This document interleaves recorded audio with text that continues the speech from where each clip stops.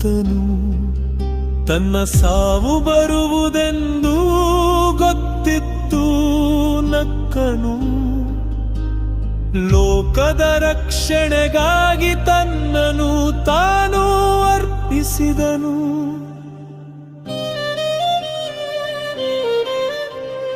ಮುಳ್ಳಿನ ಕಿರೀಟ ಚುಚ್ಚಿದಾಗ ರಕ್ತವು ಹರಿಯಿತು. ಮೊಳೆಗಳ ಹೊಡೆತಕ್ಕೆ ಆಕಾಶವೇ ನಡುಗಿತು. ಒಂದೊಂದು ಹನಿಯು ನೆಲದ ಮೇಲೆ ಬಿದ್ದಾಗ ಮನುಕುಲದ ಕತ್ತಲೆ ಕರಗಿ ಮರೆಯಾದಾಗ ತನ್ನನು ಕೊಂದವರ ಕಡೆಗೆ ಕರುಣೆಯಲಿ ನೋಡಿದನು. ಸಾಯುವ ಕ್ಷಣದಲ್ಲೂ ಕ್ಷಮೆಯನ್ನೇ ಹಾರೈಸಿದನು.